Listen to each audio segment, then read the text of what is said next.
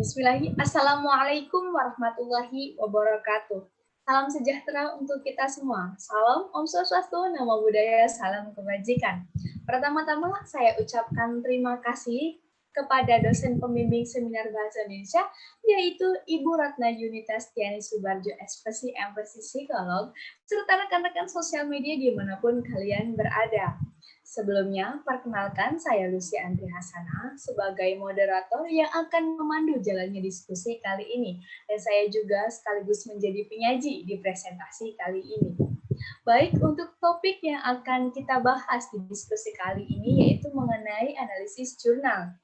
Dan kelompok kami mengambil sebuah jurnal yang berjudul Kebahagiaan pada Remaja Wanita yang Berulang-ulang Putus Cinta yang ditulis oleh Rebecca Pramudianti.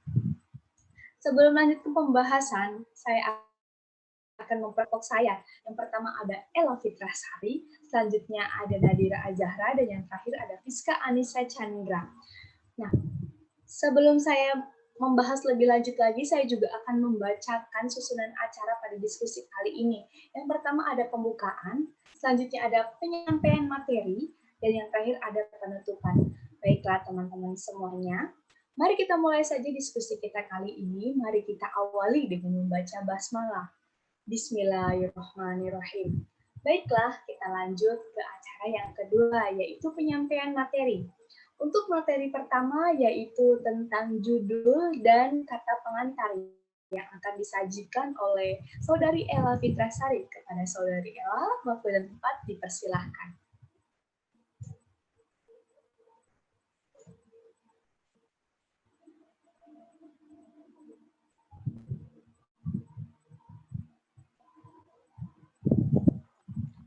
Bagian karya ilmiah. Yang pertama, halaman judul, tanggapan atau informasinya, identitas dalam sebuah karya ilmiah. Judul dalam karya ilmiah dirumuskan dalam satu frase yang jelas dan lengkap. Dilihat dari judulnya, jurnal ini mengkaji tentang kebahagiaan yang dimiliki wanita yang berulang kali mengalami putus cinta. Dalam judul juga mencerminkan hubungan antara variabel. Istilah hubungan di sini selalu mempunyai makna korelasional, kausalitas, ataupun determinatif. Judul juga telah menggambarkan adanya yang pertama, masalah yang diteliti, yang kedua, ruang lingkup penelitian, yang ketiga, tujuan penelitian, yang keempat, subjek penelitian, dan yang kelima, metode penelitian. Nah, selanjutnya yang nomor 2, kata pengantar, tanggapan atau informasinya, halaman yang berisi ucapan-ucapan dari si penulis atas selesainya penulisan karya tulis tersebut, baik tentang ucapan rasa syukur, ucapan rasa terima kasih, tujuan, dan manfaat penulis, serta kritik dan saran yang membangun. Namun, dalam sebuah karya ilmiah yang kelompok kami ambil, tidak terdapat adanya kata pengantar. Nah, selanjutnya saya berikan kepada moderator. Baik, terima kasih untuk penyaji yang pertama. Nah, selanjutnya itu ada penyampaian materi mengenai abstrak dan pendahuluan yang akan disajikan oleh penyaji kita yang kedua, yaitu Saudari Nadira Azahra. Kepada Saudari Nadira Azahra, waktu dan tempat dipersilahkan. Ya, selanjutnya yang ketiga ada abstrak, yaitu ringkasan dari keseluruhan karya ilmiah yang disajikan secara singkat dan akurat. Bagian abstrak dalam jurnal ini berjumlah 100 kata, masih memenuhi kriteria untuk disebut sebagai abstrak. Abstrak di jurnal ini juga terdapat 2 bahasa, yaitu bahasa Inggris dan bahasa Indonesia. Yang keempat, ada pendahuluan, yaitu bagian berisi latar belakang mengapa penelitian dilakukan, uraian permasalahan yang dikaitkan dengan teori, dan diakhiri dengan tujuan dilaksanakannya penelitian tersebut. Di dalam jurnal yang kami ambil, yaitu mengenai kebahagiaan pada remaja yang mengalami berulang-ulang putus cinta. Di jurnal tersebut dijelaskan alasan mengapa penulis menulis jurnal ini, kemudian dikaitkan dengan adanya peringatan kesehatan jiwa sedunia, lalu dikaitkan juga berbagai teori oleh para ahli, dan dikaitkan juga dengan berbagai riset yang ada. Unsur-unsur yang terdapat pada sebuah karya ilmiah diantaranya terdapat 3 poin besar. Yang pertama adalah pendahuluan. Dalam bagian pendahuluan berisi tentang latar belakang, alasan pengambilan makalah, Terdapat pula rumusan masalah yang berisikan pertanyaan-pertanyaan yang akan dicari jawabannya. Rumusan masalah juga menjadi alur pembuatan karya ilmiah agar tidak melebar. Selanjutnya, ada tujuan dan manfaat yang berisikan tujuan serta manfaat yang diperoleh dari karya tersebut. Karya ilmiah harus memiliki tujuan dan manfaat bagi peneliti, pembaca, atau lingkungan yang diteliti, sebagai timbal balik positif dari pembuat karya ilmiah. Selanjutnya, saya kembalikan kepada moderator. Nah, selanjutnya itu ada pembahasan materi bagian karya ilmiah tentang metode dan pembahasan yang akan disajikan oleh saya sendiri. Oke, untuk yang pertama itu mengenai metode. Tanggapan atau informasinya adalah suatu proses atau cara yang dipilih secara spesifik untuk menyelesaikan masalah yang diajukan dalam sebuah penelitian. Nah, di jurnal yang kelompok kami ambil, ruang lingkup penelitiannya itu melalui pendekatan kualitatif dengan metode studi kasus. Dijelaskan juga bahwa metode studi kasus menggunakan penelitian dengan teknik wawancara dan menggunakan teknik analisis tematik teori driven. Bagian ini menjelaskan ketika percobaan telah dilakukan. Penelitian menjelaskan desain percobaan, peralatan, metode pengumpulan data, dan jenis pengendaliannya. Aturan umum yang perlu diingat adalah bagian ini harus memaparkan secara rinci dan jelas sehingga pembaca memiliki pengetahuan dan teknik dasar agar bisa dipublikasikan. Nah, selanjutnya itu ada pembahasan. Di sini saya mengambil 3 sub. Yang pertama itu kebahagiaan yang dimiliki dua remaja wanita yang berulang kali putus cinta. Nah, tanggapan dan informasinya adalah di dalam jurnal yang kami ambil itu penulis menyajikan narasi kasus ya mengenai dua remaja wanita sebagai ilustrasi dan gambaran bagi para pembaca. Nah, inti dari narasi kasus dua remaja wanita itu adalah pengalaman sakit hati yang dirasakan oleh kedua subjek.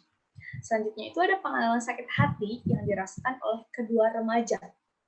Namun, di balik rasa sakit yang kedua subjek tersebut alami, mereka tetap bersyukur karena hasil melewati masa-masa sakit itu.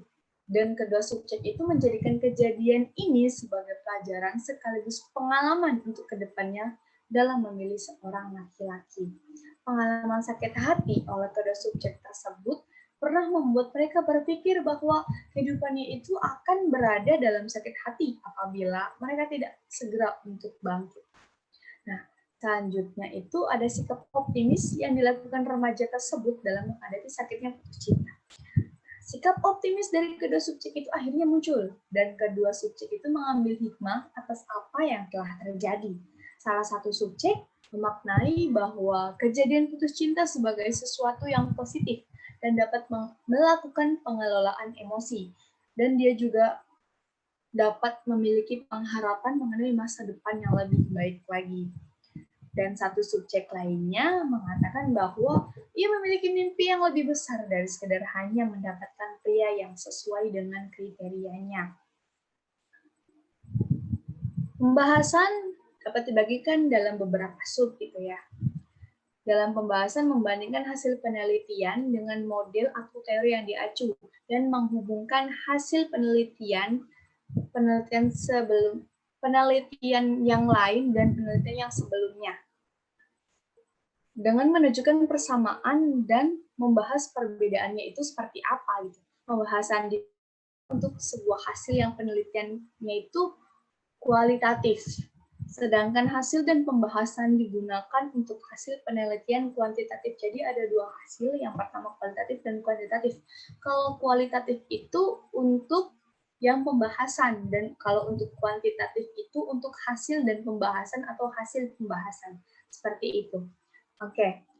Selanjutnya, bagian karya ilmiah itu ada simpulan dan saran serta daftar pustaka yang akan disajikan oleh penyaji kita, yaitu Fiska Anissa Chandra.